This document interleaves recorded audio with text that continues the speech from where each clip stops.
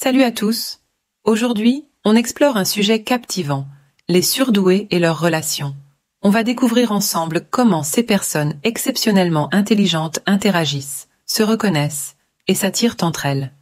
Si ce sujet vous intrigue, abonnez-vous à notre chaîne, suivez-nous et laissez un like pour aider d'autres personnes qui pourraient bénéficier de cette vidéo. Commençons par définir ce qu'est un surdoué. Il s'agit de personnes ayant un QI supérieur à 130, ce qui représente environ 2% de la population. Les surdoués se divisent généralement en deux grandes catégories, les laminaires et les complexes. Les laminaires sont des personnes qui aiment apprendre, sont exigeantes et utilisent une démarche analytique. Ils réussissent souvent brillamment et ont un bon relationnel.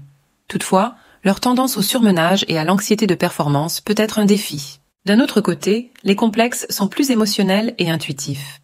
Ils ont besoin de savoir pourquoi ils apprennent quelque chose et sont souvent sujets à des turbulences émotionnelles. Ils manquent parfois d'estime de soi et sont hypersensibles, ce qui peut les rendre plus vulnérables. Alors, est-ce que les surdoués se reconnaissent facilement entre eux? Oui, en général.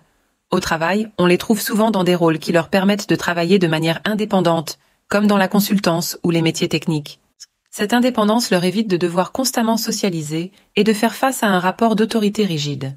Entre amis, les surdoués ont tendance à s'attirer et à se reconnaître rapidement grâce à leur intuition et à leur manière unique d'agir. Ils ressentent souvent des affinités après quelques échanges et repèrent facilement les points communs. Avant de continuer, pensez à vous abonner à notre chaîne, à nous suivre et à donner un like pour soutenir notre travail et aider d'autres personnes en quête de réponses. Malgré leur intelligence, les surdoués ne s'entendent pas toujours parfaitement entre eux. Ils peuvent avoir des valeurs et des points de vue différents, ce qui peut mener à des tensions. Chaque surdoué a une personnalité distincte, ce qui signifie qu'ils ne partagent pas toujours les mêmes intérêts ou opinions. Cependant, lorsqu'ils trouvent des points communs, leur connexion peut être profonde et significative. La rencontre entre deux surdoués peut parfois être mouvementée. Certains surdoués se sentent mal à l'aise avec des personnes qu'ils ne connaissent pas bien, même si elles sont elles-mêmes surdouées.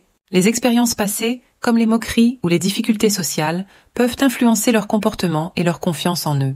En revanche, l'amitié entre surdoués est généralement plus facile à établir que celle entre un surdoué et une personne non surdouée.